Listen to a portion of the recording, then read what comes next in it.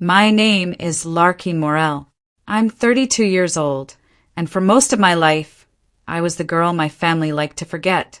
I was born the youngest of 3 siblings in a well-off family in Eureka, California, where reputations were kept cleaner than truths. My sister Janessa, the favorite, was always the star, the one with the smile that could buy silence and a voice sharp enough to cut me out of every family photo. Literally. I wasn't rebellious, not loud, not broken. I just wasn't her. For years, I tried to believe I was just being sensitive, that being left out of vacations, parties, wills, and whispered conversations wasn't intentional. But deep down I knew. I was always the placeholder, until one winter they forgot me for real. And when I left, I didn't just disappear. I took something with me that would burn everything they built. Fog hung low over the streets of Eureka, the kind that blurred the coastline and made everything look like memory. The air bit through my coat as I turned off the engine. I stayed in the car, watching them through the window like I used to, outside looking in. The house hadn't changed. Shutters still creaked. The wind still howled through the pine trees and back. And inside, the Morels laughed like they were still whole. Janessa was holding court at the long oak table, lit golden by chandelier. She hadn't aged a day, still perfectly poised, a glass of wine in one hand, her other brushing a strand of dark hair behind her ear like it was rehearsed. I adjusted the rearview mirror. My eyes caught my own, older, harder. I hadn't come back to be seen. I came back to see. People say memory lies. They're wrong. Memory watches. I stepped out. My boots crushed gravel as I walked to the side of the house. The kitchen lights, cut across the back porch, glowing in rectangles. The laughter was louder now. My mother's voice rang out, clipped clear. To Janessa, the one who holds this family together. No mention of the one who held it in silence. I found the old entrance. Still rusted. Still stuck. I should have left it closed, but nostalgia is dangerous. It makes you think you can go backward. The basement air smelled like old dust and 1,000 swallowed secrets. The boxes were gone. I scanned the room, my flashlight bouncing off the cement wall. Then I saw it, buried under insulation and moldy blankets, a charred photo. I knelt, pulled it free. My fingers stung from the cold. It was a picture from when I was 12. Me and Dad, on the dock. He was smiling for once. I was too, but my face had been slashed with something sharp. Deliberate, not forgotten, erased. I stood quickly, too fast. The ceiling beam was lower than I remembered. My head clipped it. Pain flared behind my eyes. Don't cry. Don't. I reached into my pocket, pulled out the flash drive. I had kept it hidden for years, in bank lockers, in places even I forgot. Inside it, the email thread Dad sent me before he died. The one Janessa said never existed. The one the family said I made up. The one that proved he regretted what they did to me. I stepped back into the shadows, listened. Someone moved above me. A floorboard creaked. I held my breath. Another step. Who's in the basement? A voice. Sharp. Female. Familiar. Janessa. I turned off the flashlight. The past doesn't stay buried. It waits. The door creaked open upstairs. Her footsteps began to descend. I didn't move. Didn't breathe. Didn't blink. A whisper in the dark. I told them you were gone. I stayed still as she stepped down into the basement, her heels clicking softly. You shouldn't have come back. I slid sideways into the shadows, just as her phone buzzed. She picked it up, answered. Yes. No. She's not here. I checked. I didn't exhale until she climbed back up. Silence again. I pulled myself out the rear hatch. Cold wind sliced my lungs. I didn't feel it. I only felt the burn in my chest. You erased me. Now I'll make sure the world sees what you've done. The bank smelled like polished plastic and resignation. Fluorescent lights buzzed above. A woman in a navy blazer greeted me with a tight smile, scanning my ID like it might bite. Purpose of visit? Account verification, I said, sliding the IRS letter across the counter. There's been a mistake. She looked at the document, her brow twitching. One moment. Click. She vanished behind frosted glass. I tapped the counter. Once. Twice. A man in a gray suit emerged, older, careful eyes. Ms. Morel. I nodded. Follow me. Glass doors. A hallway that felt too quiet. Room 3A. Private. No cameras. He closed the door behind us. Saturday. Logged into a terminal. Looks like this was processed. 3 years ago, he said, voice thin. $120,000. Home equity line of credit. You were co-signer. I never signed anything. His fingers stopped. The system has your digital signature. It also shows a notarized document submitted in person. My mouth dried. Where was it filed? He hesitated. Eureka Branch. Here. And. He clicked. Co-signed by Janessa Morel. The floor tilted.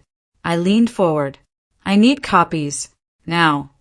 He stood, left the room. I gripped the table. Breathe. People only hide the truth when the truth can destroy them. The man returned with a folder. Inside, photocopies. My name, written in ink I'd never touched. A signature forged in blood-thin confidence. Did she present ID? He paused. She brought your license, said you were undergoing treatment, and authorized her as temporary proxy. My spine stiffened. He continued, slower now. She had power of attorney, signed by your mother. Cut scene. I was outside before I remembered how I got there. The fog thicker. My chest burned. I called Rowan. No answer. Second ring, voicemail. I turned toward the only place left, his apartment. Rowan vexedly opened the door shirtless, eyes red-rimmed. The place smelled like whiskey and hard drives. You're early, he muttered. Or is it Thursday? I shoved the folder into his chest. You told me they just moved money. This is fraud. He blinked, focused. What the hell? You weren't supposed to see this. You knew. They told me you'd vanished. They said you were unwell. That the house was. Lies. He sank into a chair, hands shaking. I signed off on the documents. I notarized that POA. You helped erase me. Silence. Only the hum of an old space heater. They paid me to bury you legally, he said. At the time, I thought I was helping.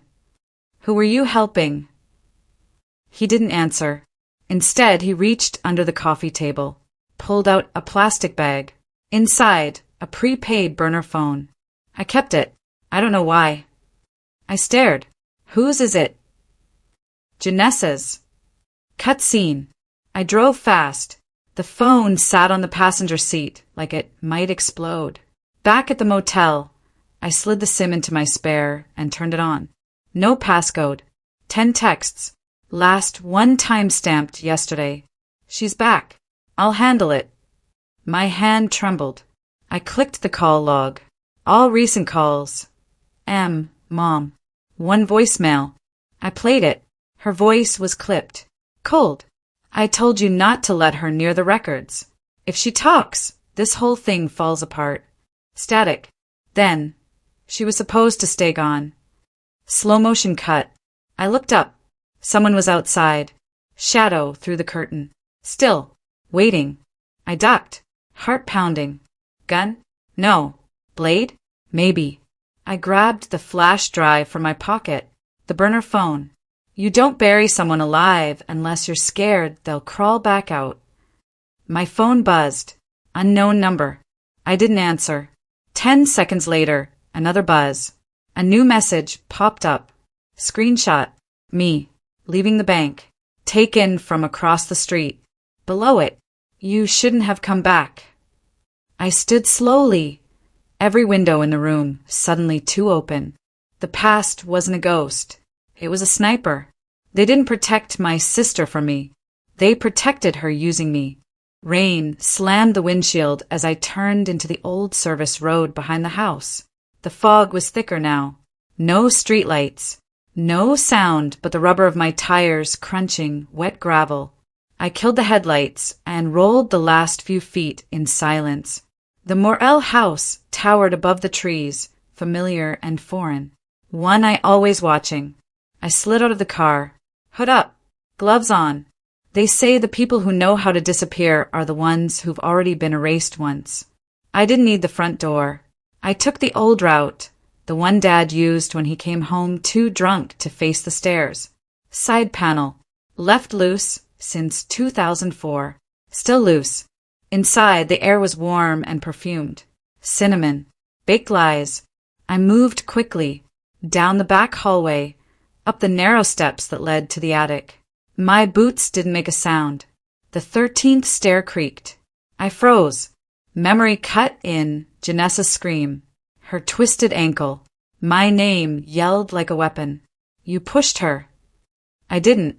She was bleeding, Lark. I exhaled through my teeth and stepped over the stair. At the attic door, I picked the lock with shaking hands. Not nerves. Adrenaline. Click. The door opened into a room I didn't recognize. Velvet drapes. Track lighting. A floor-length mirror. Soft piano. Music hummed from a corner speaker. Janessa's sanctuary. On the wall. Awards. News clippings framed magazine features. The future of community leadership. Janessa Morel. Philanthropy in action. Healing Hearts Initiative. I moved to her desk. Sleek. Organized. Too clean. I checked under drawers. Behind books. Nothing. Then beneath the rug a shift. I knelt. Peeled back the corner. A square cutout. Seamless. I lifted the panel. Inside a locked metal case. I pried it open with a letter opener from her trophy shelf. Inside files. Transcripts. Photos. My old high school records. Labeled redacted in red pen. Medical forms. Psychiatric evaluations I'd never seen. I flipped to the last page. Subject exhibits tendencies of dissociation, unresolved anger, and inability to emotionally integrate within family structure. Signed, Dr. Keller. Date, 2013. I wasn't in therapy in 2013. More papers. A power of attorney form. Guardianship, transfer. For Avery. Filed. Signed. Next to it, a letter from the county clerk's office confirming submission, without my knowledge. They were making me Avery's legal guardian. Quietly. Completely. I stumbled back, hit the mirror. It cracked. Spiderweb fracture. I stared at my reflection through the shatter. There was a time I thought I was the unreliable one. But the truth is, if enough people call you unstable, you start to doubt the walls around you, until you break them yourself. I heard it then. A creak. Not from the hallway. From below. I shut the panel, reset the rug, locked the drawer. Footsteps on wood. Too steady to be random. I slid behind the mirror, the cracked glass warping my shape. The door opened. Janessa stepped inside. Hair perfect. Expression unreadable. She stood still. Looked around. Her eyes passed over me. Paused. Shifted. She walked to the desk. Opened a drawer. Froze. I held my breath. She pulled out her phone. Dialed. He's not answering, she whispered. No. She's been here. I can feel it. Beat of silence. If she talks, if any of this gets out, you know what happens. She turned. Looked straight at the mirror. I didn't blink. She didn't see me. She walked out. Footsteps disappeared. I waited 5 minutes before moving. I grabbed everything I could carry. Files. The burner phone. My drive. Slipped down the stairs, past the 13th step. Almost clear. Then my real phone buzzed. Unknown number. I froze. It buzzed again. A message. A single photo. Me. In the attic.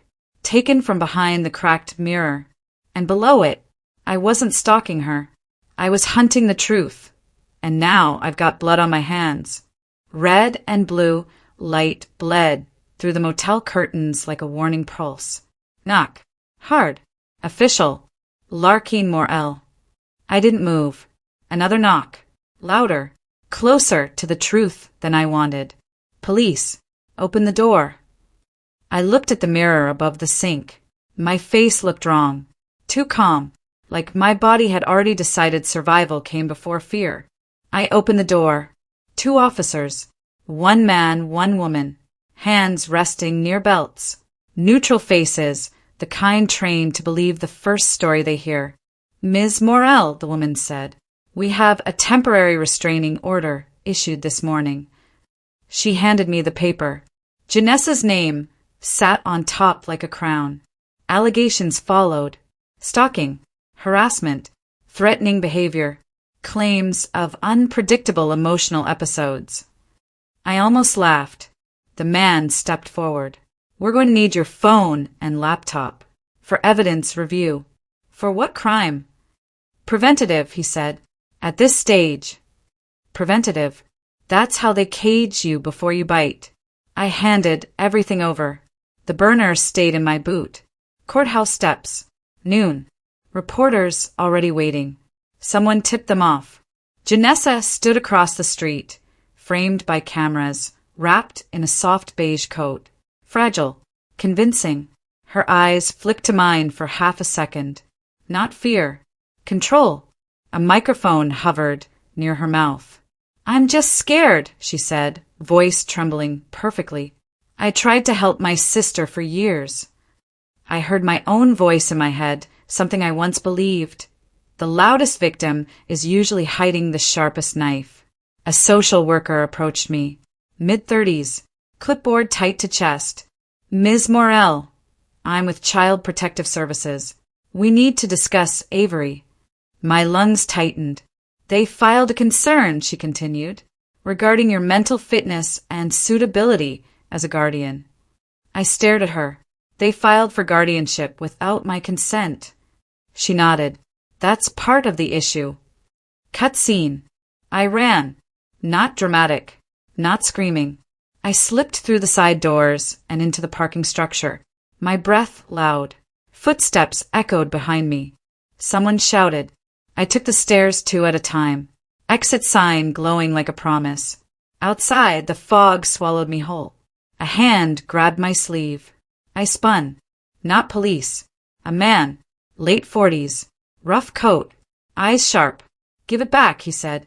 What? The drive. I kicked. Hard. My boot caught his knee. He stumbled. I bolted.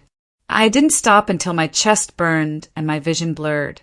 When I ducked into a coffee shop bathroom, I locked the door and slid down the wall. Hands shaking. I pulled the burner phone out. Missed calls. Unknown numbers.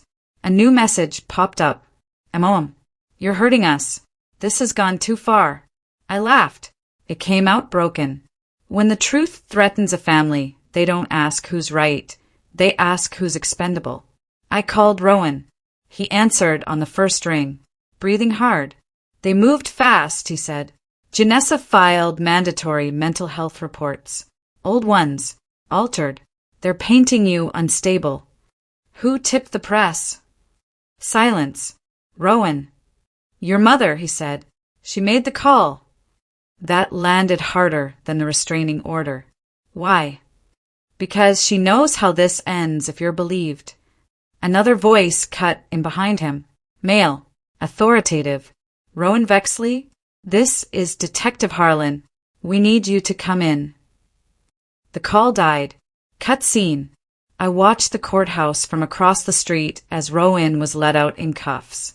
No resistance. Just defeat. My phone vibrated again. New image. Avery. Taken through the window of his care facility. Time-stamped 10 minutes ago. Below it. Stay gone. I backed into the alley, pulse roaring. They weren't just controlling the story anymore. They were controlling access. A thought cut through the panic, sharp and clear. Power isn't loud. It's quiet. It moves paperwork while everyone else argues. I opened the burner's message history, scrolled past Janessa, found my mother's number, thread after thread, timelines, talking points, instructions, make sure they see her first. If she reacts, we win. Don't let her near the originals. My hand steadied. There it was. Not protection. Strategy. I slipped the phone back into my boot and stepped into the fog. The watchers didn't hide anymore. They didn't need to. They didn't protect my sister from me. They protected her using me.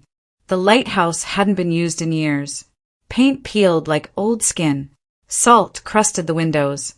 Wind howled through the broken panes, turning the narrow tower into a throat that never stopped screaming. I chose it because it had only one way up, and one way down. If someone wanted me, they'd have to climb for it. I sat on the cold metal steps, halfway up the spiral, and turned the burner phone back on. Signal weak. Battery lower. Enough. The thread between my mother and Janessa stretched back years. Not months. Years. Messages buried under logistics. School events. Fundraisers. Hospital appointments for Avery. Then older. Archived. I scrolled. Mom. She remembers more than she should. Janessa. Then make sure no one believes her. Mom. Your father can't handle another scene. Janessa, he won't have to. My chest tightened. Wind slammed the tower again. The glass rattled like teeth. There's a saying I used to repeat when I was younger. Truth doesn't disappear. It waits for a crack. Tonight the crack was wide open. I dug deeper. Audio file attached. I hesitated. Then pressed play. My father's voice. Weak. Slurred. You need to stop this, he said. We can't keep covering for her. Silence. My mother's voice followed. Calm. Controlled. If we don't, we lose everything. Static. Then something else. Janessa. Younger. Crying. She pushed me. She's dangerous. My hands froze. Memory flashed. The staircase. Her body falling. My fingers grabbing air. Did I push her? Or did she lean? The audio jumped. Dad again. Strained. I saw it. She didn't. The file cut. Corrupted. I rewound. Same glitch. I stared at the waveform. Something had been removed. Edited. I scrolled down. Another file. Labeled. Original scene. My breath slowed. I opened it. Background noise. Kitchen. Plates clinking. Dad's voice again. You can't keep rewriting what happened. Mom, we are protecting this family. Janessa, you think anyone will believe her over me? Silence. Then, Dad, that fall wasn't the first time. Everything inside me stopped. The audio crackled. You know what happened at the dock, he continued. She saw you. Janessa's voice lower now. No tears. She doesn't remember clearly. Mom, and she never will. The recording ended. The wind outside rose like applause. The dock. The night Dad collapsed. The paramedics said heart failure. Sudden. Tragic. I was there. I remembered yelling. I remembered Janessa's hand on his shoulder. I remembered him arguing. I didn't remember what about. A different memory pushed forward. Dad gripping my wrist earlier that week. Whispering. Not everything you see is safe to say. At the time I thought he meant secrets. Now I wondered if he meant her. A vibration against the metal step snapped me back. My real phone. Unknown number. I almost ignored it. Instead I answered. Heavy breathing. Then Janessa. You always dig too deep. You forged my signature. You were gone. You stole the house. You left it. Her tone shifted. Less victim. More edge. You don't understand what you're touching. I understand fraud. I understand obstruction. I understand falsified medical records. Silence. Then she laughed. You still think this is about money? My pulse thudded in my ears. What is it about? A pause. Then softly. You remember the dock wrong. The line went dead. Cut scene. Headlights swept across the lighthouse windows. Someone was below. Engine idling. I moved to the railing and peered down. Black SUV. Door opened. Janessa stepped out. Alone. She looked up at the tower. Directly at me. She started climbing.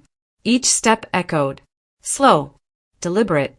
I stayed where I was. Halfway up the spiral. Nowhere to retreat. She reached the landing below mine. We stared at each other through the narrow center of the staircase. Wind held between us. You should have stayed gone, she said. You framed me. You made that easy. I swallowed the anger rising in my throat. Did you kill him? Her expression didn't flinch. Careful, she said. Accusations have consequences. He said he saw you. He saw a lot of things, she replied. That was his problem. She climbed one more step. Closer. You think exposing documents fixes this? She asked. You think people care? They care about murder. Her jaw tightened. That's not what happened. Then tell me. Silence stretched. Wind roared through the broken glass, slamming a shutter behind her. She didn't turn. Instead, she said quietly, You were never forgotten by accident. The words settled between us like a blade. What does that mean? She met my eyes. It means we made sure no one would look for you. The staircase felt narrower. You erased me. For your own good. My good. You always saw too much. Her phone buzzed. She checked it, smiled faintly. They're already moving, she said. Who? She stepped back down one stair. You're about to find out. Footsteps below. More than one. Flashlights cut through the darkness at the base of the tower. Police voices. Larkin Morel. Step down slowly. Janessa looked up at me one last time. You were never the victim, Lark, she whispered. You were the liability. She descended. I stood alone at the top of the spiral as lights climbed toward me. Wind tearing through broken glass. Truth ripping through memory. I wasn't forgotten by accident. I was erased on purpose. Sirens came late.